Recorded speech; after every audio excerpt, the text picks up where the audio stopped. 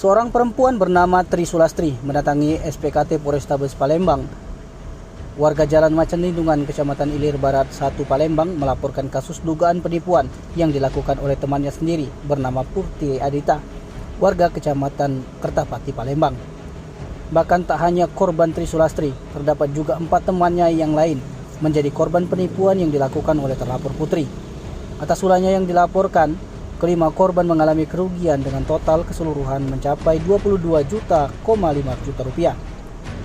Tri Sulastri mengatakan yang dialami bersama keempat temannya terjadi di tempat kerja yang bertempat di Jalan POM 11, Kelurahan Loro Pakjo, Kecamatan Ilir Barat 1 Palembang, tepatnya di toko Asus Executive Store Palembang.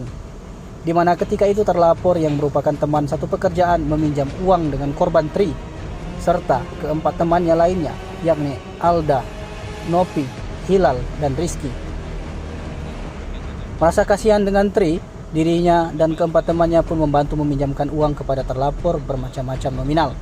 Menurut Tri, dirinya memberikan uang itu kepada terlapor secara langsung, namun mirisnya bagi keempat temannya yang lain, di mana mereka terlebih dahulu meminjam uang lewat aplikasi pinjol demi membantu terlapor yang sedang membutuhkan uang. Setelah uang telah diberikan kepadanya, terlapor berjanji akan membayar angsuran uang pinjol tersebut. Merasa sudah menjadi korban penipuan, para korban pun mencoba mendatangi rumah terlapor. Namun terlapor menurut orang tuanya sudah beberapa hari tidak pulang ke rumah. Laporan tersebut sudah diterima SPKT Polrestabes Palembang atas tindakan pidana penipuan dengan perbuatan curang Undang-Undang Nomor 1 Tahun 1946 tentang KUHP sebagaimana dimaksud dengan pasal 378. Selanjutnya akan ditindaklanjuti Satreskrim Polrestabes Palembang. Mbak, bisa dijelaskan kedatangan kita hari ini? Ngelapor ke kawan kami dengan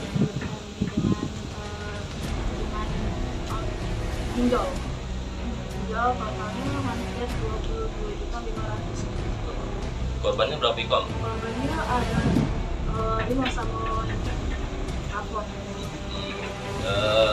Pelaku itu kenal sama gitu?